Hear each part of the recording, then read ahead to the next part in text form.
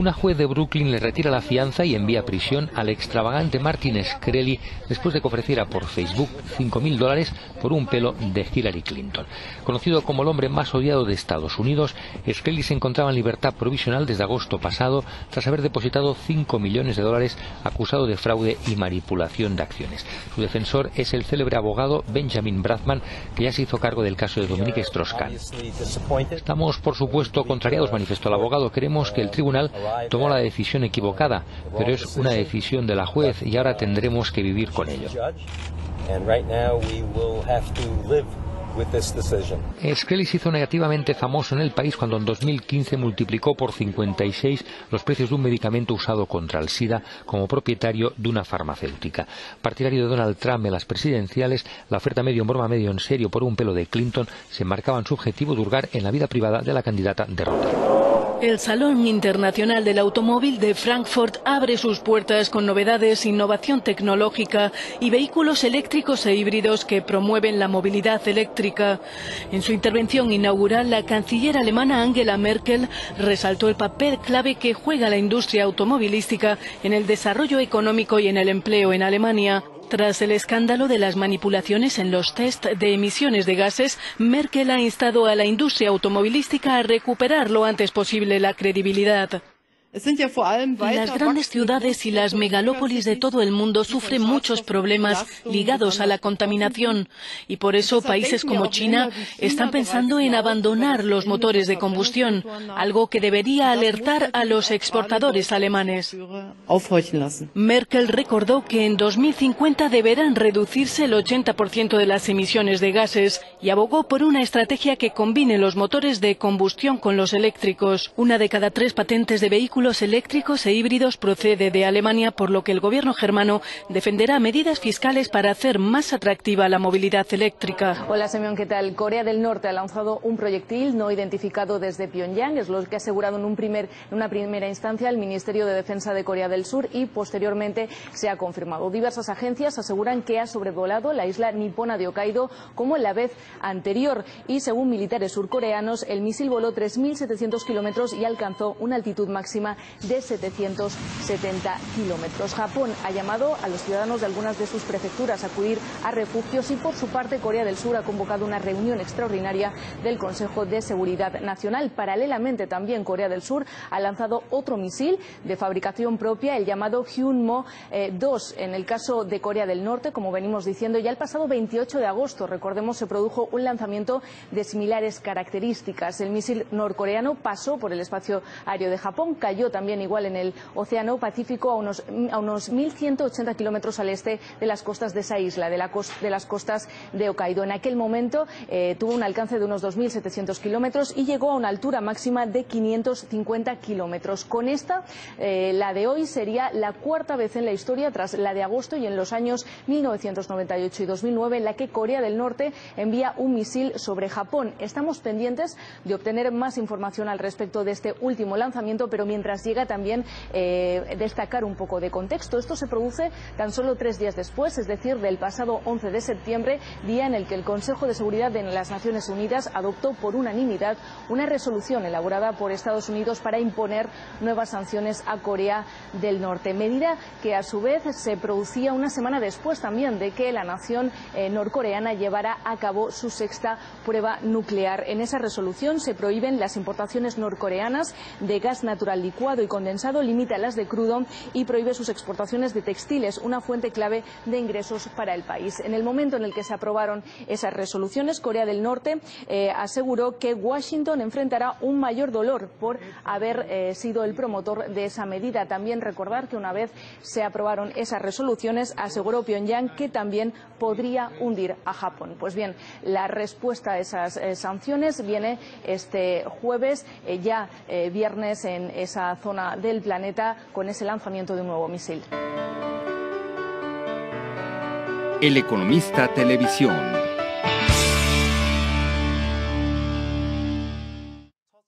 La Fuerza Aérea de Corea del Sur confirmó que lanzó con éxito un misil de presión aire-tierra de largo alcance, simulando un ataque contra instalaciones clave de la vecina Norcorea. En un comunicado, la Fuerza Aérea Surcoreana explicó que la prueba fue realizada sobre los cielos de Taean, en la provincia de Chungcheong del Sur, desde un avión caza F-15K, según un reporte de la agencia local de noticias Yonhap. El misil voló unos 400 kilómetros de distancia y se impactó con precisión en el objetivo previsto en aguas costeras de Gunsan, Notimex. El Economista Televisión. Corea del Norte representa hoy una muy grave amenaza a la seguridad y a la paz mundial. Al menos esto es lo que piensan los gobiernos de Estados Unidos, Japón, la Unión Europea, por el más reciente ensayo nuclear de Pyongyang, que tuvo repercusiones hasta en América Latina, ya que los gobiernos de México y Perú también expulsaron a los embajadores norcoreanos. Desde hace casi 6 décadas, Corea del Norte ha desafiado a la comunidad internacional con el desarrollo de sus capacidades nucleares para fines bélicos.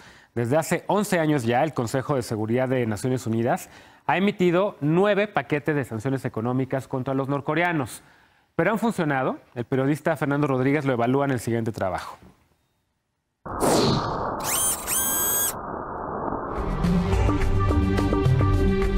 El 2 de septiembre, Corea del Norte realizó la 6ª prueba nuclear de su historia, la más poderosa hasta hoy y la primera en la administración Trump. Esta prueba provocó que el Consejo de Seguridad de la ONU aprobara por unanimidad un nuevo paquete de sanciones contra el régimen, prohibiendo a los países miembros adquirir productos textiles norcoreanos. Naciones Unidas también recortó a la mitad del petróleo refinado que puede exportarse hacia el país. Este es el 9º paquete de sanciones de la ONU contra Corea del Norte en 11 años. Sin embargo, las sanciones no han logrado su objetivo. Corea del Norte también ha sido blanco de sanciones unilaterales de Estados Unidos desde hace 25 años, sin que lograra frenar su programa de armamento nuclear. Según estimaciones del gobierno estadounidense, el país asiático posee un arsenal de al menos 60 armas nucleares. Según analistas, Corea del Norte ve su programa nuclear como su mejor herramienta para mantener el poder. Además, utiliza las sanciones internacionales como propaganda para mantener la confianza de la población. El embajador norcoreano en Suiza, Han Sae-song, dijo a Reuters que la prueba nuclear más reciente es una reacción a las provocaciones de Estados Unidos y a su intento por presionar a la República Popular Democrática de Corea. El programa nuclear también ha ayudado al líder Kim Jong-un a reforzar su poder. Cuando asumió el gobierno tras la muerte de su padre en 2011, su liderazgo fue cuestionado por agencias occidentales de inteligencia que consideraban a su tío, Yang Sang-tae, el verdadero líder del país. Según un estudio del Peterson Institute, un think tank independiente, históricamente las sanciones económicas contra un país solo han sido exitosas en el 34% de los casos. Las primeras sanciones contra el programa de misiles de Corea del Norte datan de 1992, cuando el gobierno de George Bush congeló los bienes en Estados Unidos de 2 fabricantes norcoreanos de armamento. Estas medidas contra el comercio de bienes o tecnología se replicaron sin éxito hasta 2006, según la asociación Arms Control, que estudia el desarrollo armamentístico a nivel mundial. Ese año, el Consejo de Seguridad de la ONU prohibió financiar el programa nuclear de Pyongyang. Aunque 80 de los 193 países miembros cumplieron, naciones como Rusia, China, Egipto, Namibia y Uganda han mantenido el flujo económico hacia el país. Estados Unidos también ha intentado otras vías de negociación. Por ejemplo, en 1994, el gobierno de Bill Clinton anunció un paquete de ayuda por $4.000 millones para infraestructura energética. A cambio, Corea del Norte aceptó desmantelar el programa nuclear. Aunque el régimen recibió la ayuda, su programa nuclear siguió activo. Para expertos en North Korean Economy Watch de la Universidad Johns Hopkins, el fracaso de estas medidas obedece sobre todo a la falta de compromiso de países como Rusia y China, vecinos y principales aliados económicos de Pyongyang. En 2016, por ejemplo, ambos votaron en la ONU a favor de mayores sanciones, pero el North Korean Economy Watch reportó que China no redujo sus compras. Rusia, por su parte, dio 50.000 permisos de empleo a norcoreanos, y en 2014 el presidente Vladimir Putin perdonó 90% de la deuda de $11.000 millones que Norcorea tenía con su país. Por ahora, Putin ha dicho que las sanciones son inútiles y ha pedido retomar las pláticas. Траву будут есть, понимаете? Но не откажутся от этой программы, если не будут чувствовать себя в безопасности. Para Foro Global, Fernando Rodríguez. Bueno, eso dijo Vladimir Putin, el presidente de Rusia, y Donald Trump también se le unió en el mismo sentido. Hoy, en una reunión, el presidente de Estados Unidos dijo que las sanciones que fueron aprobadas por el Consejo de Seguridad, con 15 votos a favor y sin ninguno en contra en el Consejo de Seguridad, son realmente pálidas o son realmente magras en comparación con lo que tendría que pasar para que Corea del Norte pues abandone su programa nuclear. Y eso que tendría que pasar, a lo mejor Donald Trump lo va a decir el próximo 19 de septiembre, cuando acuda a la Asamblea General de Naciones Unidas por primera vez como presidente de Estados Unidos, y allí hable seguramente sobre Corea del Norte y otros temas. Seguimos hablando de este tema porque no es menor y hay que entender si es que está cediendo o no está cediendo, y para eso convocamos a Juan Carlos Hidalgo del Instituto Cato. ¿Tú también levantaste ceja, Juan Carlos? Cuéntame. Bueno, ciertamente anoche cuando me fui a dormir y vi que supuestamente había un acuerdo entre los demócratas y el presidente con respecto a DACA, en verdad quedé un poco confundido, contrariado. Hoy me levanto, veo un tuit del presidente que dice que no hay acuerdo. Sin embargo, hemos visto en el transcurso del día que nuevamente ha mencionado que efectivamente existe la posibilidad de que algo salga positivo en el Congreso a partir de una mayoría que componga a los demócratas y a los republicanos en este tema. Y también hemos visto durante el día la reacción visceral de la extrema derecha aquí en Estados Unidos. Porque, Gabriela, parece que si hay un tema que es la línea roja de los conservadores aquí en Estados Unidos, es el tema migratorio. Hemos visto muchos giros de 180 grados de Trump en materia económica, en materia social, etcétera, pero vemos que se lo han perdonado. En este caso parece que no hay perdón posible. Desde Rush Limbaugh, Ann Coulter, Sean Hannity, todos estos grupos, todas estas figuras conservadoras han denunciado hoy la posibilidad de que el presidente dé un giro de 180 grados con el tema de DACA. Que estamos hablando de temas que vendió muy bien en la campaña, muy bien dices, el tema migratorio. Yo estoy pensando incluso en el tema del comercio. En el tema del comercio, pensando en los trabajadores blancos que no se han podido sumar a toda esta recapacitación para la automatización. Incluso el tema migratorio es más poderoso entonces, Juan Carlos. Pues sí, el tema comercial creo yo que tuvo un papel predominante para que el hecho de que por primera vez en una generación un republicano ganara Pensilvania, Michigan, Wisconsin, esos 3 estados del llamado Rust Belt, ¿verdad?, del centro de Estados Unidos. Pero el tema migratorio sin duda alguna fue un tema fundamental. Esa es la base del partido republicano. Vemos que Jeff Sessions fue el único senador que apoyó a Donald Trump en la campaña, el ahora fiscal general. Él viene de Alabama, un estado muy conservador. Hemos visto que los discursos más feroces de Donald Trump en materia migratoria se han dado en Arizona, donde está el sheriff Joe Arpaio, ¿verdad? También donde hay una base nativista importante. Así que ese es un tema que ha sido el centro neurálgico de la campaña y de la retórica nacionalista de Estados Unidos primero de Donald Trump. Ahora, si en verdad el presidente está dando un giro en esa posición, vemos de que efectivamente eso no va a ser perdonable para la base conservadora. Muy importante el tema, porque es la base conservadora, son estos estados representados, los votantes blancos de mayor de 40 años, etcétera, que simplemente se sumaron a Trump. Ahora, tanto así como decir cedió es la palabra, porque la pregunta es a cambio de qué, si es que efectivamente cedió, porque están, como decía yo con Yone, la semana pasada fue por el tema del techo de la deuda, en ese habemos acuerdo, el día de hoy estamos hablando de DACA, ¿a cambio de qué? De toda una agenda que no ha podido pasar en el Congreso. Mira, yo veo muy difícil de que sea a cambio de apoyo demócrata en materia de impuestos, de recorte de impuestos, porque sabemos que los demócratas se van a oponer eso de todas maneras. Dudo mucho también que los demócratas accedan al tema del DACA a cambio de permitir el financiamiento para un muro. Entonces la pregunta es qué es lo que está de por medio. Claro. Por un lado puede ser de que efectivamente el presidente, por ego propio, haya dicho, mira, por mi legado yo no voy a sacar nada si solo trato de gobernar con los republicanos, entonces voy a tener que gobernar un poco más del centro. Ya veo que no me está funcionando esta estrategia y si no quiero ser recordado como un presidente que no logró nada, tengo que apelar un poco más al centro. Puede ser también de que él quiera dividir a los demócratas. Recordemos que hay un cierto sector del Partido Demócrata que dice no podemos negociar absolutamente nada con Trump. La estrategia a seguir es la resistencia ante un presidente que es ilegítimo y está la extrema izquierda ahí, ¿verdad? Representada por un Bernie Sanders, por ejemplo. Y por otro lado, puede ser de que simplemente no haya estrategia alguna. Recordemos que este es un presidente bastante caótico, que un día dice una cosa y el otro día otro, y entonces es posible que simplemente no haya estrategia. Y hay un patrón, y eso lo conocemos porque ya tenemos, parece que fueron 2 años por la intensidad de esta administración Trump, pero tú sabes que apenas van poco más de 7 meses, pero sabemos que un patrón de conducta de este presidente es llevarse las cosas al extremo, sea el acuerdo de cambio climático, diciéndome salgo, sea el Tratado de Libre Comercio de América del Norte, el peor que jamás ha existido, sea incluso el tema de los Dreamers o de la inmigración, que llegan asesinos, narcotraficantes a Estados Unidos. Ya sabemos que esa es parte de la técnica. Mi última pregunta para ti, dime cuál de las 3 opciones te parece la más cercana a la realidad. The Art of the Deal es el que estamos viendo, según escrito por Donald Trump.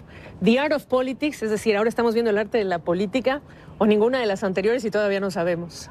Yo creo que todavía no sabemos. Si tengo que poner mi plata, diría todavía no sabemos. Sin embargo, si tengo que escoger una segunda opción, yo creo que the art of the politics. Creo que puede ser que efectivamente el tipo esté encontrando la manera de decir, mira, sacar algo adelante es lo mejor para mi nombre como presidente, para mi legado, y para eso tengo que moverme un toquecito al centro. Pues lo cierto es que esta noche de jueves los conservadores se van a ir a dormir con una palabra en la cabeza. Se dio. Gracias, Juan Carlos.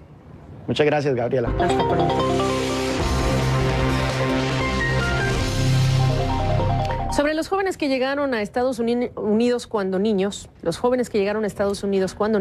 acompañando a sus padres como inmigrantes indocumentados, sobre esos jóvenes hasta ahora beneficiados por el programa DACA, que los protege de riesgo de ser deportados o los protegía, sobre esos 800,000 aproximadamente, hombres y mujeres, los empresarios aglutinados en el grupo pro reforma inmigratoria que se llama FWD.US, un grupo que fue, por cierto, cofundado por Mark Zuckerberg. Todos esos empresarios dicen que 91% de estos jóvenes están empleados. Incluso que cancelar el programa DACA llevaría a que 30,000 de ellos pierdan su permiso de trabajo. Por su parte, otro grupo, el Centro para el Progreso Estadounidense, dice que la pérdida de los trabajadores amparados por este programa DACA reduciría el Producto Interno Bruto estadounidense en unos 433,000 millones de dólares en la próxima década. Y con efectos distintos, por cierto, en varios estados, pensemos en California, pensemos en Texas o Carolina del Norte. El gobierno estadounidense, la administración Trump, para ser precisos, dice que estos trabajadores pueden ser reemplazados por fuerza laboral estadounidense. ¿Es así? Y la pregunta entonces, ¿se roban los empleos estos jóvenes con el estatus especial que les otorga DACA, un estatus que está en suspenso? ¿Es DACA responsable de quitar ese empleo a los estadounidenses? Así se la pongo la pregunta a Jorge Suárez Vélez en Nueva York. ¿Por dónde empezamos, Jorge? Hola, Gaby. Pues mira, yo creo que empecemos por el súper absurdo de que si se roban estos empleos.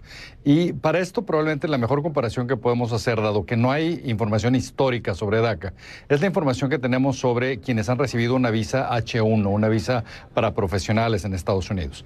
¿Por qué es relevante esto? Porque el perfil educativo de los DACA, de estos Dreamers, es muy similar a quienes reciben visas H1, pero son todavía más jóvenes que estos. Y ahí sí ha habido un montón de estudios profesionales de izquierda, de derecha y de centro, viendo si es cierto que este tipo de migrante le quita un trabajo a quien está en Estados Unidos, y los resultados son abrumadores. O sea, no hay un solo estudio que lo afirme de ningún economista medianamente respetable. Así que sabemos que esto no es algo que suma cero y que de hecho los DACA aportan mucho más de lo que potencialmente quitarían en esta economía. Y esta misma semana, no había pasado ni una semana que Jeff Sessions decía que DACA es la razón por la que los trabajadores estadounidenses están perdiendo oportunidades de empleo, cuando sale el Departamento del Trabajo a decir hay 600,000 vacantes hasta el mes de agosto, y son vacantes que no se han podido llenar porque no encuentran al talento capacitado. Ahí hay otro rotundo, se equivoca Jeff Sessions. Este dato, Gaby, casi ameritaría un programa entero para que habláramos de él. ¿Por qué? Porque la administración de Trump y gente como Sessions ha tenido esta retórica un poco absurda de que ahí están todos esos trabajos esperando, o más bien que hay este grupo de trabajadores esperando trabajos. La realidad es que hay muchos trabajos que llevan mucho tiempo sin haberse podido llenar. Esta es una de las razones por la que muchas empresas han tenido que ir fuera de Estados Unidos, porque encuentran personal con el perfil que necesitan fuera. Y lo que pasa es que tenemos lo que le dicen un skills gap, la brecha entre lo que la población desempleada puede hacer y el tipo de empleo que se está solicitando requiere, es cada vez más amplia. Y algo muy interesante en ese sentido es que el perfil de los DACA es ideal para este tipo de empleos. Lo que vimos de esta población de DACA, de 800,000 jóvenes, es que más del 90% están trabajando en empleos razonablemente bien pagados. Algo muy importante es que casi la quinta parte de ellos son estudiantes que están obteniendo posgrados, o sea que es exactamente el perfil que la nueva economía requiere, y además son jóvenes, que cuando otro argumento económico brutal es, démonos cuenta que en Estados Unidos el costo del seguro social en este momento es como 3.1% del PIB, en 30 años se va a duplicar. La única forma que tienes de hacerle frente es con jóvenes que estén bien educados y que irán contribuyendo con su pago a la economía. el sacar a estos jóvenes de la economía no tiene sentido alguno. El costo de oportunidad, con todo este talento preparándose en Estados Unidos, imagínate que los deportemos en un país con una población que está envejeciendo, que necesita y promete con un gobierno actualmente que el crecimiento sería de más del 3%, ya sabemos que fue pues un sueño guajiro, ¿no? De momento. Jorge nos vuelve a subrayar el tema de que a la gente le gusta oír que son los indocumentados los responsables de que yo no tenga trabajo, pero siendo absolutamente sinceros, es que usted no quiere reaprender, o usted no quiere aprender otras cosas distintas de las que ya sabe, o cómo se diría. Fíjate, Gaby, que es muy interesante como lo pones. De hecho, estuve checando datos para esta plática contigo y ha habido varias oleadas de este argumento de que el inmigrante quita el trabajo. Uno ocurrió en los 60, donde se expulsó a muchos trabajadores mexicanos. En los 80 se hizo el argumento con respecto a trabajadores cubanos. Pero algo interesante fue en los 70, donde se decía que por eso las mujeres no debían de trabajar, porque le iban a quitar el empleo al hombre. La realidad es que esto no es suma cero. ¿Qué quiere decir esto? Quiere decir que cuando alguien está empleado, por ejemplo, muchos de los DACA son empresarios ellos mismos, han abierto negocios. Hay 2 millones de negocios abiertos por migrantes mexicanos en Estados Unidos que emplean gente. Este joven empleado gasta dinero, compra automóvil, compra casa, genera gasto que beneficia a otras familias. Incluso en casos de migrantes menos calificados, el que haya una nana salvadoreña probablemente permite que la mujer en esa familia pueda tener posibilidades de trabajar si tiene un grado profesional, por ejemplo. O sea, el efecto multiplicador de esto es muy importante y evidentemente no es suma cero, y verlo como suma cero es profundamente ignorante. Y profundamente ignorante olvidar que estos mismos DACA que son soñadores están escalando en esta digamos, camino de mejorar sus ingresos y por lo tanto mejores contribuyentes, mejores consumidores, inversionistas potenciales que estén participando en su 401k, en su cuenta de retiro, no nada más el tema del seguro social, Jorge. Y algo importante, Gaby, entre esta población de 800,000, ¿cuántos se han metido en algún momento en problema con la ley? De 800,000, el número es 0. O sea, en muchos sentidos son ciudadanos absolutamente ideales, trabajadores, estudiando, incorporándose fuertemente al mercado laboral, y en muchos sentidos es el perfil de migrante que ha hecho que Estados Unidos sea el país que es. Pues a propósito, no, lo cierto es que el argumento de Jeff Sessions cuando dijo adiós a ese programa DACA es un argumento falso. Y no habrá información histórica, pero hay empresarios que incluso ya lo han dicho, y hoy tenemos a Jorge Suárez diciéndolo. Gracias, Jorge. Muchas saludos, Gaby. Igual. Jorge Suárez Vélez. Estamos con Ariel Mostazos, corresponsal de Noticieros Televisa en Washington. Ariel, ¿cómo estás viendo este pulso político entre Trump, los republicanos, los demócratas, el canciller mexicano? Qué gusto saludarte. Pues en primer lugar, el día de ayer, todo el día de ayer, Donald Trump estuvo señalando que podría haber un acuerdo y no es sino hasta hoy, después de que los demócratas anuncian que sí hubo acuerdo, que él lo niega. Eso en primer lugar. En segundo lugar, consultamos a nuestras fuentes, que son asesores y asesoras de distintos senadores, senadoras y congresistas esta mañana, camino al estudio de Noticieros Televisa en Washington, y nos dicen que no saben si el presidente de Estados Unidos ha dicho esto porque no le gustó que los demócratas salieran a anunciarlo rápidamente, o si lo está haciendo otra vez como una estrategia de negociación. Los medios de comunicación están diciendo, bueno... Sí, adelante, estamos escuchando. Los medios de comunicación están diciendo que en realidad lo que sucede es que ya el señor Donald Trump no tiene ninguna credibilidad. Carlos. Ariel, si uno revisa, por ejemplo, las coberturas de ayer en la noche, en los shows nocturnos, Fox News, etcétera, pues sí, se aventaron a la yugular a Donald Trump con esta decisión, o con lo que trascendió a partir de la información que dieron los demócratas. Uno asumiría que esta es una reacción de Trump diciendo, no, tranquilos, no pasa nada, ¿no? O sea, los medios más afines a Trump se le fueron a la yugular por el acuerdo a favor de los medios conservadores. Es correcto. Hubo allí una cuestión mediática. Fox News y otros medios se le fueron a la yugular, pero no solamente.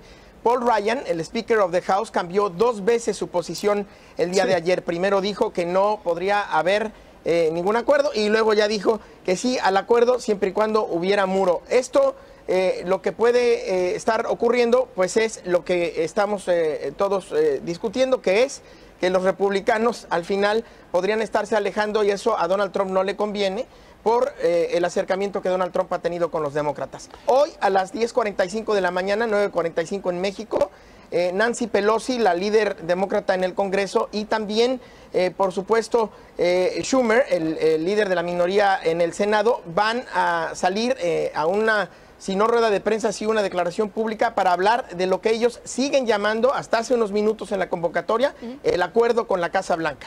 De tal suerte que vamos a ver si hay acuerdo o no y si alguna de las dos partes termina por reconocer que la otra tiene razón. Gracias, Ariel Mostazos, desde Washington, la capital estadounidense. Because without the wall, I wouldn't do anything. We are looking for extreme border security and surveillance, everything else. We also have to get the wall. It doesn't have to be here, but they can't obstruct the wall, whether it's in a budget or something else.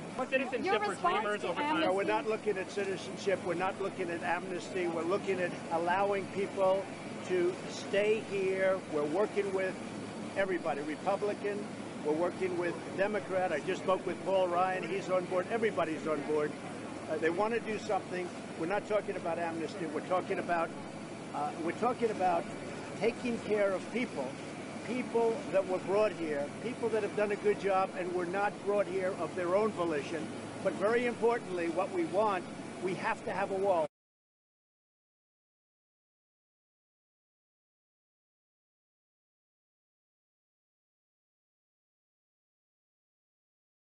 Comienza a discutirse la forma de evitar la deportación de los Dreamers. California renueva su compromiso por estos jóvenes. El gobierno estatal propone destinar $30 millones de su presupuesto para ayuda y asesoría legal. María Paula Ochoa tiene las reacciones. Para Katia, los últimos días han sido difíciles tras escuchar del fin del programa DACA. Espero que... Sin embargo, le regresa la ilusión al saber que líderes del gobierno hablan de la importancia de llegar a una solución beneficiosa para los Dreamers. Tengo esperanza, pero también sé que todas las personas debemos de empujar a esos congresistas para que no se les olvide, porque lo que he visto es que es muy fácil para ellos que se les olvide las promesas que nos hacen.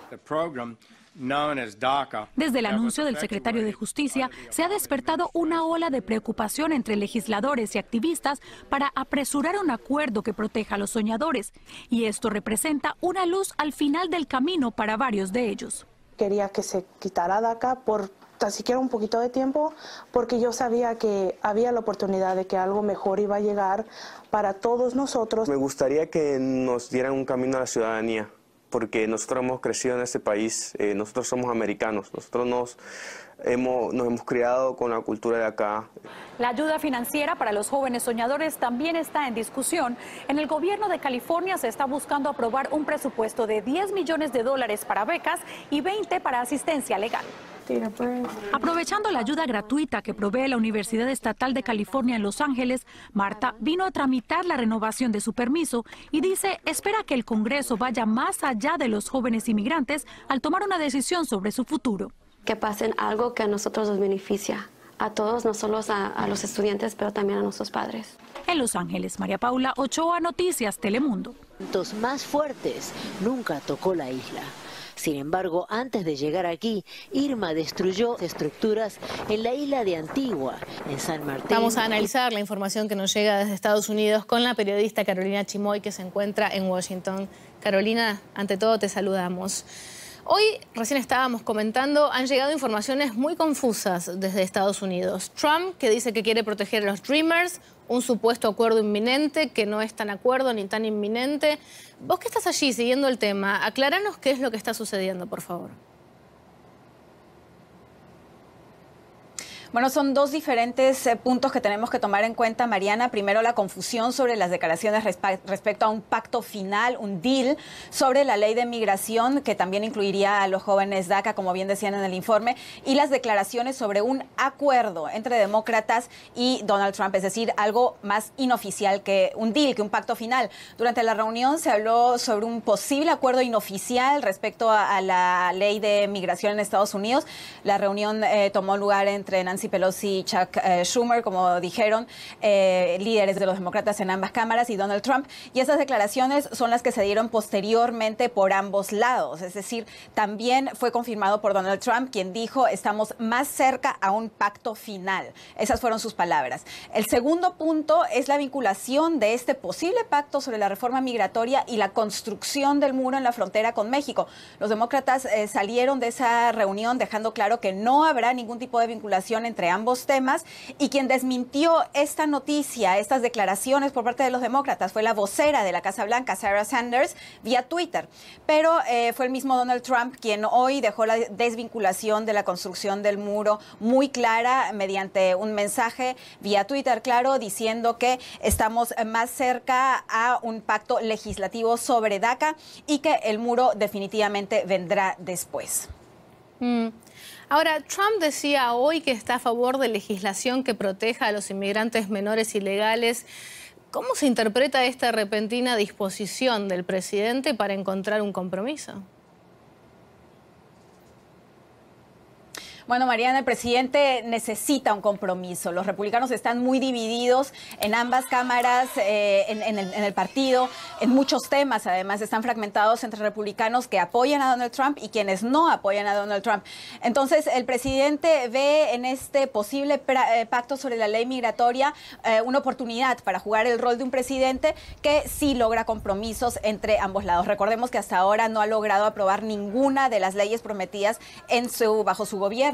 Y al mismo tiempo, esta disposición a un compromiso con los demócratas conlleva a que los republicanos pro-Trump, quienes están a favor del muro, quienes están contra la ley DACA y diferentes temas, critiquen al presidente precisamente por estar dispuesto a estos compromisos. Es decir, ya no se trata tampoco solamente de los republicanos en el Parlamento, sino está poniendo de alguna manera en peligro, eso dicen los conservadores, la base que votó por él, que le apoya precisamente por las promesas que hizo antimigratorias, como por ejemplo el muro y el no alargar la ley DACA. Carolina Chimoy, muchísimas gracias. El senador Charles Schumer y la representante Nancy Pelosi, líderes demócratas en el Senado y la Cámara, anunciaron esta noche tras una cena privada con el presidente Donald Trump que llegaron a un acuerdo con el mandatario para proteger a los Dreamers después que él mismo anunciara la cancelación del programa DACA. Dijeron que se ultiman los detalles para un proyecto de ley que incluirá protección fronteriza, pero no el muro. Horas antes, el presidente sostuvo una reunión bipartidista y dio pistas de lo que quería. Queremos ver si podemos hacer algo de manera bipartidista para resolver el problema de DACA, sostuvo. Quienes lo escucharon dicen que Trump necesita victorias.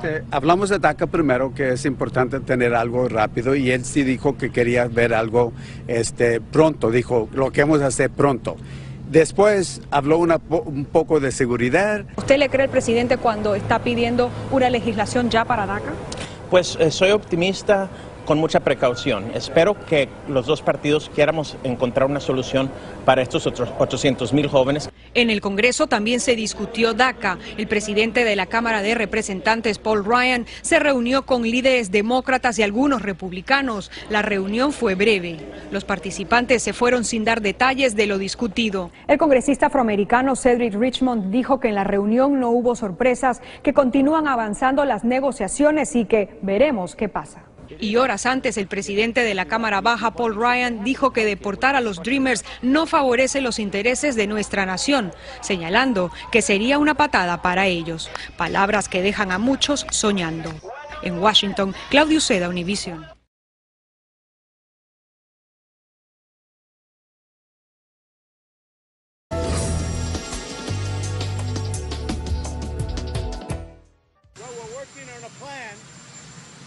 Subject to getting massive border control, we're working on a plan for DACA. People want to see that happen. You have 800,000 young people brought here, no fault of their own. So we're working on a plan. We'll see how it works out. But we're going to get massive border security as part of that. And I think something can happen. We'll see what happens. But something will happen. Vaya cambio en la postura y en el discurso. Mire, de esta manera el presidente de Estados Unidos, Donald Trump, desmintió haber alcanzado un acuerdo con líderes demócratas sobre el futuro de los casi 800,000 jóvenes inmigrantes indocumentados afectados por el programa, por el fin del programa DACA, pero además aseguró que si hay algún acuerdo tendría que ir acompañada con una ley sobre seguridad fronteriza. También habló del muro fronterizo con nuestro país y dijo que ya se está construyendo.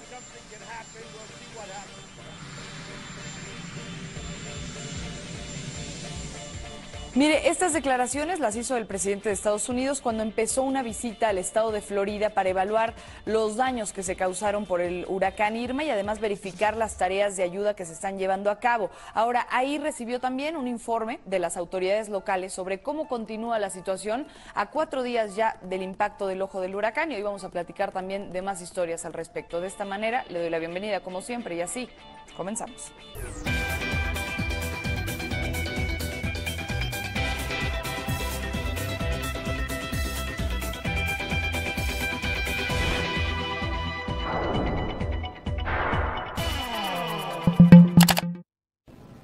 Coincidiendo con la primera feria de empleo para la comunidad ecuatoriana de migrantes retornados, los Ministerios de Relaciones Exteriores, Movilidad Humana y del Trabajo suscribieron un acuerdo con el que Ecuador busca impulsar la inclusión laboral de miles de personas que han regresado a su país. La firma del documento contempla el intercambio de experiencias, el establecimiento de comisiones para promover el asesoramiento laboral y la organización de foros similares. Numerosos migrantes se acercaron a las instalaciones del Ministerio de Deporte para interesarse por su situación laboral. En mucho tiempo hemos pasado sin trabajo, sin expectativas de trabajo ninguno, entonces esta es la primera vez y esperamos que se cumpla y que realmente sea un hecho. Dentro de la agenda también está la articulación de la plataforma Ecuador Trabaja, según explica Carlos Tutibén Vargas, presidente de la Red de Migrantes Retornados a Ecuador. Articular con la demanda y también con la oferta, y tratar también de que los migrantes que vienen con algún oficio como albañilería, electricista, tengan esta plataforma poniendo ya su servicio de mano de obra al público. Luego de la cita de Quito, la feria se trasladará a otras ciudades ecuatorianas. La próxima feria de trabajo la feria del empleo va a ser en Guayaquil, después viene Cuenca y se está estudiando a ver si vamos a Loja o a alguna otra provincia. De acuerdo a datos de la Cancillería, en Quito, 12,000 personas tienen el certificado de migrante retornado en virtud de la Ley de Movilidad Humana, promulgada el 6 de febrero de 2017, es decir, que regresaron al Ecuador desde 2007 hasta el 6 de febrero de 2017.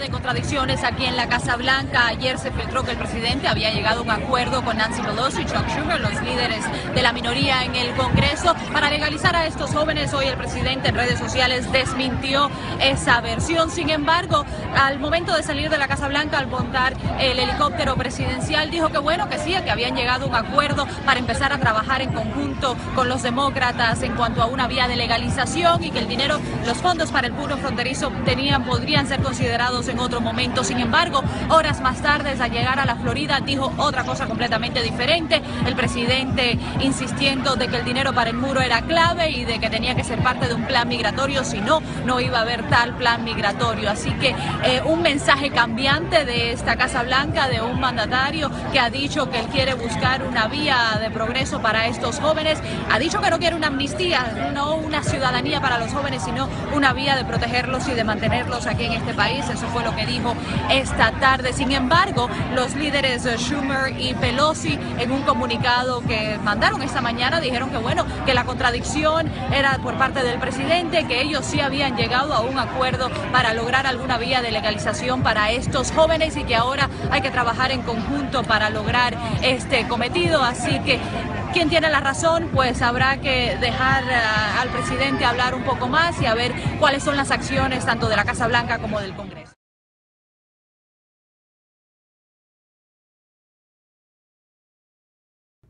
Vamos a hablar con la periodista de DPA, Andrea Sosa, que se encuentra en Ciudad de México. Andrea, te saludamos ante todo. Recién estábamos hablando de estas ideas y de la postura de México. ¿Qué redes de apoyo tendrían en México estos expulsados en caso, por supuesto, de que se terminara el programa DACA?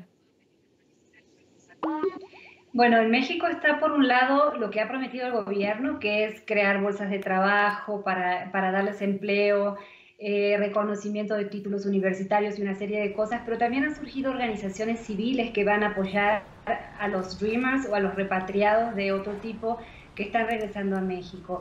Hay una organización que se llama New Comienzos, por ejemplo, que está formada por repatriados, que entre ellos mismos se están ayudando y están estableciendo redes con el gobierno, con empresas y tal, como para poder recibir a esa gente en caso de que venga. De todas maneras, es mucha gente y sería un problema de asimilación inmediata seguro. Andrea, nos preguntamos cómo se sienten los jóvenes repatriados al volver a México. Lo cierto es que muchos han tenido que hacerlo, han tenido que volver y son extraños en su propio país. Contanos. Sí, son extraños y ellos mismos no se sienten mexicanos del todo, aunque sean mexicanos. Los Dreamers son 800,000 en total y de esos 620,000 son mexicanos. Esos Dreamers están todavía allá, pero muchos otros repatriados que han regresado están en una situación similar de haber llegado a México después de vivir quizás más de 25 años en Estados Unidos, habiendo llegado de niños a Estados Unidos, y acá se sienten distintos porque hablan distinto. Para empezar, muchos apenas hablan español o hablan español con un acento fuertísimo.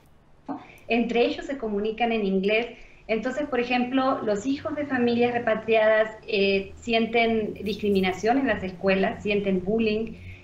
Los que trabajan en empresas, entre ellos, como les decía, se comunican en inglés porque se sienten que esa es su lengua materna. Entonces, es un problema de adaptación grande el que tienen al llegar a México. Andrea Sosa, muchísimas gracias. Se aproxima rápidamente el 5 de octubre, la fecha límite para la renovación del programa de acción diferida. A nivel nacional se realizan esfuerzos para que el costo de casi $500 no sea un impedimento para los jóvenes soñadores. Ahorita todos los que vengan, y también no nada más es para la gente que está en California, sino también es todo Estados Unidos, simplemente que llenen la aplicación lo más pronto posible. En varios estados como Arizona, algunos bancos tipo Credit Union están ofreciendo préstamos con 0 interés por 12 meses. Son 12 meses, 0 interés, sigue siendo lo mismo, los pagos son $38.76 al mes, siguen teniendo que pagar una cuota de $20 para procesar la aplicación. Las organizaciones proinmigrantes han destinado fondos para ayudar a los beneficiarios de DACA y en Nueva York también proveen apoyo para aliviar la preocupación ante el futuro incierto del programa. Hoy día más que nunca estamos abriendo nuestras oficinas para proveer esa ayuda, ya sea mental, con asesoría legal y también informarles qué está pasando. Después de la cancelación del programa, la ayuda financiera es un alivio y una pequeña esperanza para los beneficiarios como Verónica. Me hace que es una ayuda muy grande para los que no tienen ahorita dinero para renovarlo. La Red Consular de México y Guatemala hizo un llamado para que los jóvenes realicen el trámite de manera gratuita en sus instalaciones lo antes posible. Ya no lo piensen, es un beneficio que les puede dar 2 años más, pues mientras que algún alivio migratorio puede presentarse. California busca destinar $30 millones para ayudar a los jóvenes con servicios legales y aquellos que no puedan cubrir el costo de sus estudios en caso de que pierdan su empleo. Se especula que mañana los fondos se sometan a votación en ambas cámaras legislativas. En Los Ángeles, Dulce Castellanos, Univisión.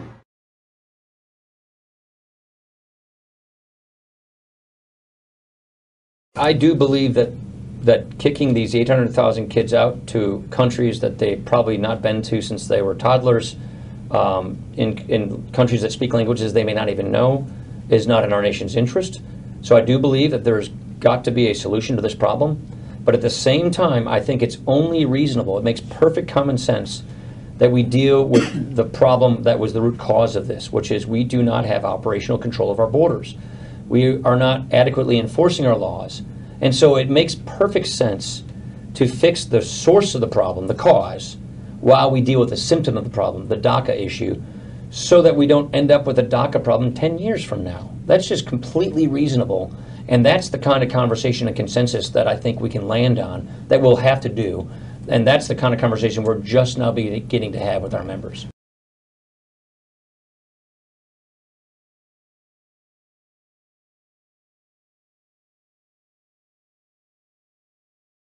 11 empresas e individuos iraníes son sancionados por respaldar a la Guardia Revolucionaria del país y estar implicados en ciberataques contra el sistema financiero de Estados Unidos.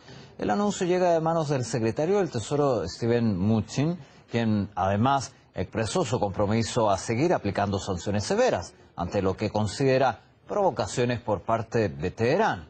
El funcionario explicó que todos los bienes e intereses de las entidades y personas afectadas por la medida serán congelados inmediatamente. Además, resaltó que ningún estadounidense podrá realizar transacciones comerciales con ellas. Las nuevas sanciones son anunciadas luego de que el secretario de Estado Rex Tillerson dijese que Irán no está cumpliendo con las expectativas de la comunidad internacional sobre el acuerdo nuclear alcanzado en el 2015. Justamente el presidente Donald Trump anunció para octubre la decisión sobre el acuerdo nuclear con el país persa tan criticado por el propio mandatario. Para el analista Carlos Pereira, el líder republicano está buscando conflictos externos, por ejemplo con Irán, para desviar la atención de los problemas internos que enfrenta Estados Unidos. Es evidente que el presidente Trump tiene serios problemas internos y está tratando de solucionarlos creando conflictos externos que unifiquen su frente interno. La herramienta de las sanciones creo que también se va a agotar en sí mismo, porque estamos viendo también que las sanciones de Trump que ha pedido para Rusia ha encontrado fuerte resistencia en sus socios europeos y creo que ahora también va a encontrar un nuevo rechazo, ya que los esfuerzos que hicieron los 5+1 con Irán para llegar al acuerdo se ven boicoteados por uno solo miembro de esa reunión o de esa solución que se alcanzó oportunamente. Y en este caso, justamente encabezado por Estados Unidos. O sea, que el diálogo, que sería la metodología más práctica para poder alcanzar a acuerdos duraderos, firmes, concretos, no se van a alcanzar si continúa Donald Trump con esta serie de arbitrariedades que las toma por encima de las decisiones de sus propios socios que participaron en las negociaciones oportunamente. Google apoya a las pymes a desarrollar su estrategia de marketing digital, brindando herramientas gratuitas de capacitación. Se incorpora a la mesa Alejandra César. Bienvenida. ¿Qué tal, Susana? Pues bueno, esta semana precisamente platicábamos con el vicepresidente global de marketing de Google, quien nos decía que hay 4 millones de negocios en México y solamente el 10% tiene una página web. Sí, en particular está hablando de micros y pequeñas empresas. Y para tratar de que este número crezca, Google saca esta semana formalmente una herramienta dentro de Google My Business en el cual las pequeñas empresas pueden armar su página web gratis y realmente de una manera muy sencilla. En 5 o 10 minutos ya pueden tener una página web en línea que aparte está bien indexada para que Google la encuentre, para que si un consumidor está buscando cafetería en la del Valle, salón de belleza en Polanco, puede encontrar muy rápidamente esta opción. Aparte son páginas que están completamente optimizadas para móviles, lo cual obviamente es muy importante porque si en ese momento quieres un café en la del Valle, puedas encontrar rápidamente ese café en la del Valle. Aquí vemos algunas de las herramientas que tiene Google para empresas y que también las pueden utilizar otros personas, emprendedores y demás. Google Premier es una app que da cursos en línea sobre marketing digital. Garage Digital es una serie de cursos, me parece que son como 23 módulos aproximadamente, con pequeños videos cada uno, son videos de 5 a 10 minutos, donde también da clases sobre marketing digital, presencia en línea, SEO, uso de redes sociales. Y la de Prueba mi sitio es una herramienta donde tú puedes colocar tu página web, tu link, y te va a dar ciertas mediciones. Por ejemplo, el tiempo de descarga en móviles, que eso es algo muy importante para aquellas pymes que ya tienen página web. Tienen que entrar a Prueba mi sitio para ver cuál es la experiencia que están dando a sus lectores desde los móviles. Entonces, bueno, interesante que estas páginas se hacen tan rápido. Justo en esta semana de la Semana Nacional del Emprendedor, gente de Google está ahí en el centro de convenciones apoyando a las pymes que se acercan para que todavía el proceso sea mucho más eficiente. Me parece algo sumamente positivo que ya existan este tipo de herramientas. Quisiera, digamos, como apuntalar con el tema con un dato en particular. Hoy, esta semana veíamos el Banco de México publicó, a ver, el dato es el 50% de la población económicamente activa es millennial. Por definición, los millennials son aquellos que crecieron con la tecnología. Es decir, el 50% de las personas que trabajan, que ganan dinero y que tienen poder adquisitivo en México son personas que crecieron con la tecnología y que absolutamente todo lo hacen a través de Internet.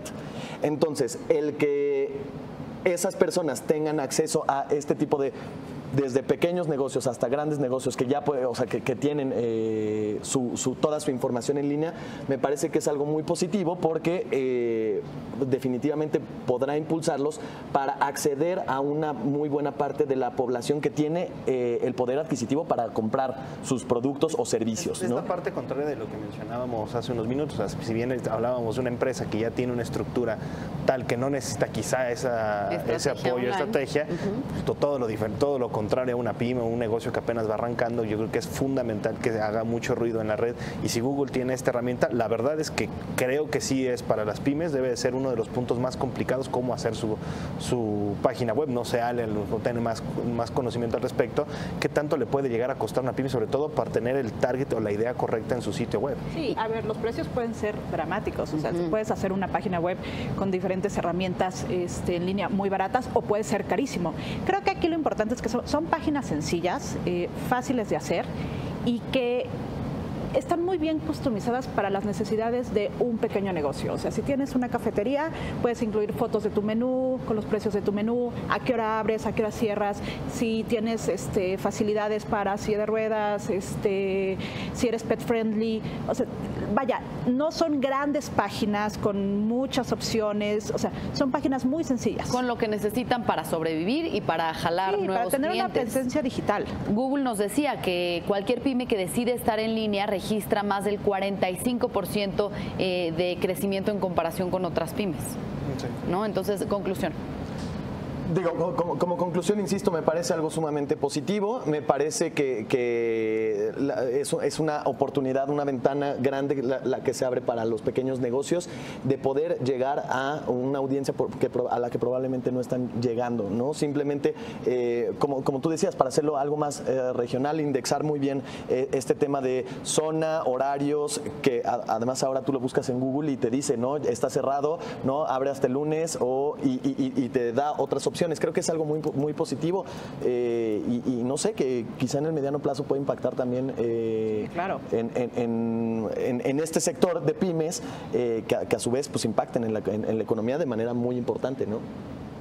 Digo, cualquiera que nos esté viendo que tenga una pequeña empresa, que conozca a alguien que tenga una pequeña empresa, busque en Google Mi Negocio. También pueden entrar a la página del Financiero, donde viene un paso a paso de cuál es el proceso para dar de alta estas páginas web de Google. Y digo, creo que ya no hay pretexto para no tener presencia en línea. Página web, página en Facebook, Twitter. Cada empresa tendrá su propia estrategia y sus propias necesidades, pero definitivamente no es algo en lo que las pymes se puedan quedar atrás. Yo creo que es un paso fundamental que las pymes o los negocios de nuevo nacimiento necesitan hacer, que es crear su propia página web, y si ya tienen esta oportunidad de hacerlo de una manera más fácil, muchos lo van a agradecer, porque de verdad el negocio tendría que estar enfocado en eso, en su negocio y no necesariamente en cómo lo promuevan. Es una herramienta que lo puede ayudar. Y además aprovechar pues la asesoría en la Semana Nacional del Emprendedor. Por supuesto, ahí está Google y su empresa puede ser verificada, la página de su empresa puede ser verificada en cuestión de minutos. Puerto Príncipe, la capital haitiana, ha sido escenario por segundo día consecutivo de violentas protestas con barricadas, enfrentamientos con la policía y ataques contra comercios. Los manifestantes están en pie de guerra contra las subidas de impuestos sobre productos como el alcohol, el tabaco, los pasaportes, aprobadas en el último presupuesto. El tono entre el gobierno y la oposición también sube. Mientras tanto, el paupérrimo país caribeño sigue abonado a la desgracia. El huracán Irma, si bien no golpeó de lleno a Haití, sí ha provocado importantes inundaciones y destruido cosechas. Al banquero que rechaza el Bitcoin le llegó la respuesta de otro ejecutivo, pero este es experto en seguridad. Él es John McAfee, el programador británico-estadounidense, empresario, fundador de la compañía de software de seguridad McAfee Associates en 1987. Él dejó el cargo 7 años después. Este pionero de la ciberseguridad hoy día está ocupado en diseñar criptodivisas y productos de ciberseguridad para otra compañía, MGT Capital Investments. Y desde ese cargo decidió vertir su opinión durante una entrevista con la cadena CNBC para matizar los comentarios de otro ejecutivo, el banquero Jamie Dimon, presidente ejecutivo de JP Morgan Chase, quien a principios de semana, en una conferencia de negocios, calificó al Bitcoin como un fraude, dijo que solo le es útil a los narcotraficantes, delincuentes y a quienes viven en países como Ecuador, Venezuela o Corea del Norte. Dimon decía que no tendrá un desenlace feliz. Para McAfee, en contraste, el Bitcoin llegó, la gente lo aceptó y los gobiernos no pueden detener su avance del dinero digital en general. Y las autoridades entonces deberán enfrentar esa realidad. McAfee dice: yo mino bitcoins, creamos bitcoins, cuesta más de $1,000 por moneda para crear un bitcoin. ¿Cuánto cuesta crear un dólar estadounidense? ¿Cuál de los dos es un fraude?, se pregunta. Y asegura que algún valor debe existir en el poder de supercomputación y la electricidad utilizados para crearlos. Un poco de realidad también. Este jueves, el Bitcoin perdió más de 6% en su precio, rondaba los $3,635, luego que la prensa china reporta que los reguladores allá en China están cerrando los mercados donde se transa el Bitcoin, entre ellos BTC China Exchange, a fines de mes. Entonces, ¿llegó para quedarse el Bitcoin?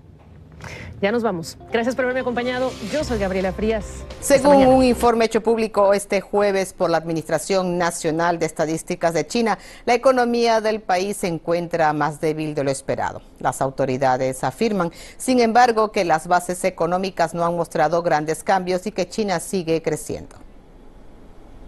La inversión en activos fijos en China aumentó un 7,8% en los 8 primeros meses de 2017. Esto ha supuesto su ritmo de crecimiento más débil de los últimos 18 años, ralentizándose desde el 8,3% entre enero y julio. La producción industrial creció un 6% interanual en agosto, cayendo desde el 6,4% de julio. La Administración Nacional de Estadísticas de China afirma que las altas temperaturas y los ajustes estructurales pesaron sobre el resultado industrial, pero que la economía mantuvo su tendencia de mejora. De hecho, los resultados crecieron cerca de un 0,5% mensual. La reestructuración económica provocó una significativa reducción de la capacidad en las industrias del acero y el carbón y un incremento en el sector de la alta tecnología. Los procesos de reducción de la capacidad y de las existencias se han acelerado. A finales de julio, la capacidad del acero había sido reducida notablemente y la producción de acero de baja calidad se ha prohibido completamente. La sobrecapacidad en el carbón se ha reducido en 128 millones de toneladas y se ha cumplido el 85% del objetivo anual. En agosto, el crecimiento de las industrias de alta tecnología y equipamientos fue de un 13 y un 12% respectivamente. La estructura industrial se está optimizando y se está desarrollando un nuevo motor del crecimiento. China consiguió mucho con las reformas por el lado de la oferta el año pasado. Los datos de empleo, por su parte, efectivos en agosto. La economía añadió otros 9.740.000 puestos de trabajo urbanos entre enero y agosto. Esto se produjo mientras la tasa de desempleo en las principales ciudades chinas se mantuvo por debajo del 5%. China ha conseguido datos mejores de los esperados en la primera mitad de este año y en las últimas semanas, desafiando así las expectativas de una ralentización. El boom de la construcción, apoyado por el gobierno, ha incrementado la demanda y los precios de todo, desde el cemento hasta el acero o el cristal. Esto ha ayudado a compensar el frenazo inmobiliario y la nueva regulación sobre negocios. CGTN en español. En otros asuntos, el presidente de Venezuela, Nicolás Maduro, está anunciado como participante de la próxima Asamblea General de Naciones Unidas, de la ONU, pero esto puede cambiar en breve. Y es que el alto comisionado de Derechos Humanos de la ONU pidió la creación de una Comisión Internacional de la Verdad y la Justicia para investigar desapariciones forzadas y abusos a derechos humanos por parte del régimen de Nicolás Maduro. La propuesta ya provocó la condena de la Cancillería venezolana. El siguiente es un trabajo de Alberto Vega.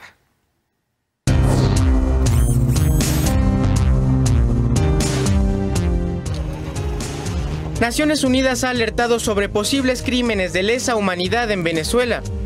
My investigation suggests the possibility that crimes against humanity may have been committed, which can only be confirmed by a subsequent criminal investigation. Según el reporte, las autoridades venezolanas hicieron uso excesivo de la fuerza para reprimir protestas, con torturas, tratos inhumanos y allanamiento ilegal de viviendas. La Gendarmería Nacional y colectivos que apoyan al gobierno son presuntos responsables por la muerte de 73 personas, según reportes del Alto Comisionado de la ONU. Además, en 4 meses de protestas, fueron detenidas más de 5.000 personas. El Alto Comisionado de la ONU calificó algunas de esas detenciones como desapariciones forzadas, pues las autoridades ocultaron el paradero de los detenidos. Según el reporte, cerca de 600 civiles detenidos fueron juzgados en tribunales militares, una violación al derecho de juicio justo. En respuesta, el canciller venezolano dijo que la oficina del Alto Comisionado miente. Los recientes intentos de informes contra Venezuela carecen de rigor metodológico, son infundados, inducidos y direccionados para perturbar la soberanía, la paz y la estabilidad de nuestro pueblo. En mayo pasado, el presidente Nicolás Maduro convocó elecciones para establecer un nuevo poder legislativo que sustituiría a la Asamblea Nacional de mayoría opositora. Las autoridades venezolanas no permitieron la entrada al país de investigadores de Naciones Unidas, por lo que el Alto Comisionado tuvo que armar su reporte con testimonios a distancia, así como entrevistas a periodistas, médicos, abogados y miembros de la Fiscalía General de Venezuela, también depuesta. El Alto Comisionado pidió al Consejo de Derechos Humanos de la ONU abrir una investigación internacional para crear una comisión para la verdad y justicia independiente del Estado. There is a very real danger that tensions will further escalate, with the government crushing democratic institutions and critical voices, including through criminal proceedings against opposition leaders, recourse to arbitrary detentions, excessive use of force and ill treatment of detainees, which in some cases amounts to torture. Pero el gobierno venezolano insiste que su país vive en absoluta paz. Es importante señalar que en Venezuela la última muerte y la última protesta se registró el 30 de julio, día de la elección de la Asamblea Nacional Constituyente. Desde entonces, aunque los medios de comunicación así no lo señalen, ni lo reporte la oficina del Alto Comisionado, nuestro país está en la más absoluta paz. Para Foro Global, Alberto Vega.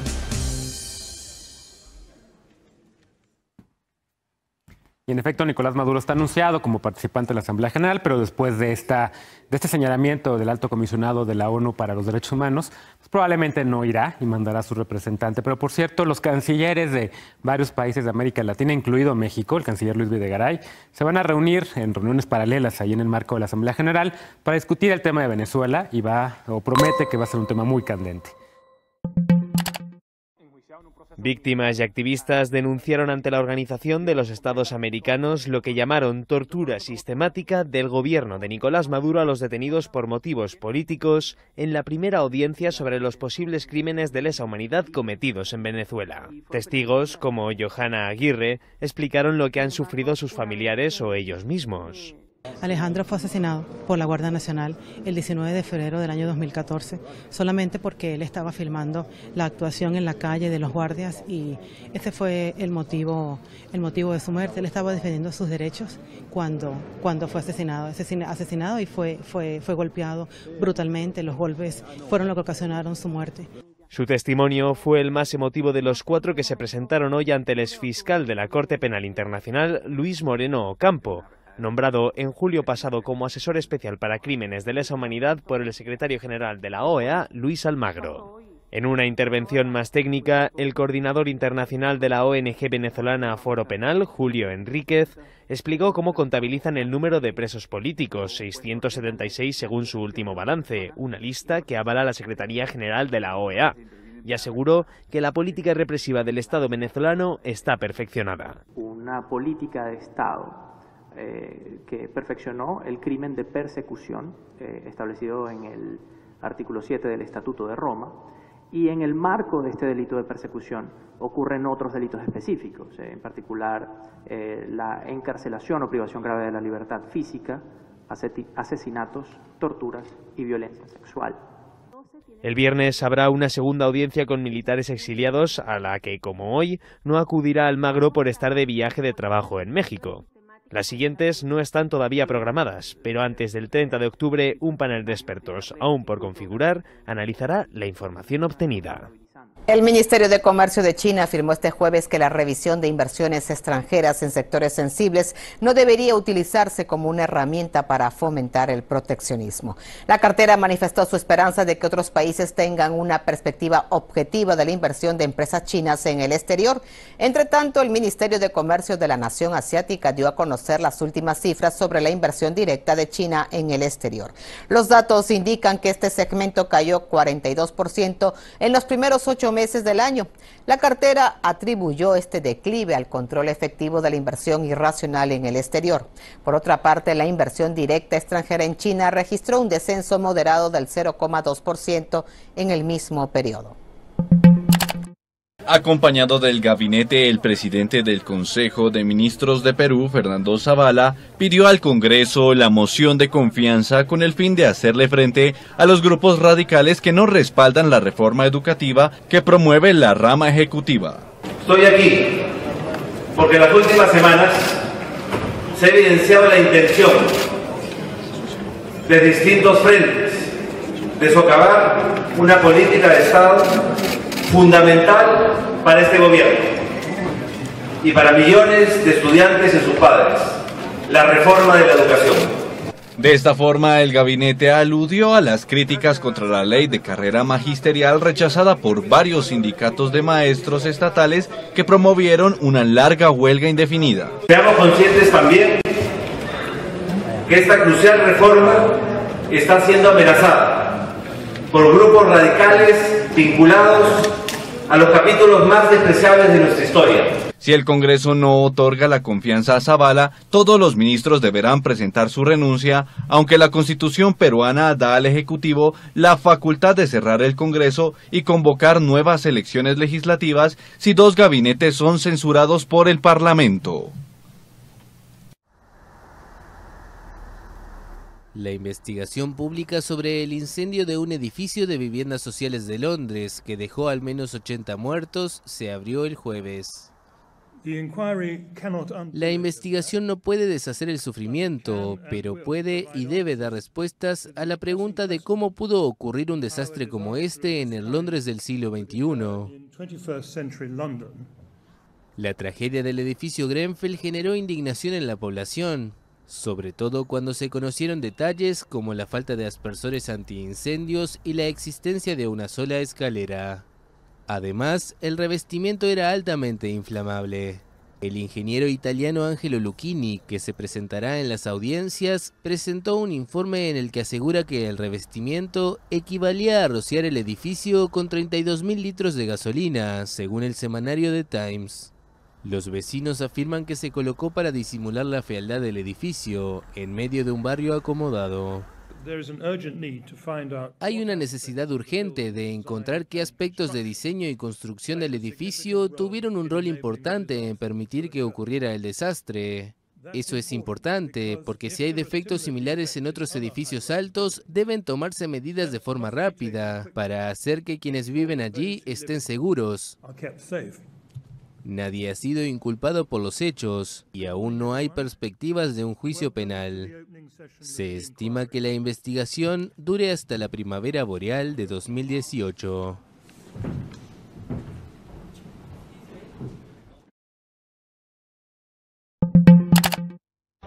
En varias ciudades brasileñas, cientos de personas pertenecientes a los sindicatos metalúrgicos del país suramericano protestaron en contra de la reforma laboral impulsada por el ejecutivo del presidente Michel Temer y ya aprobada por el Congreso.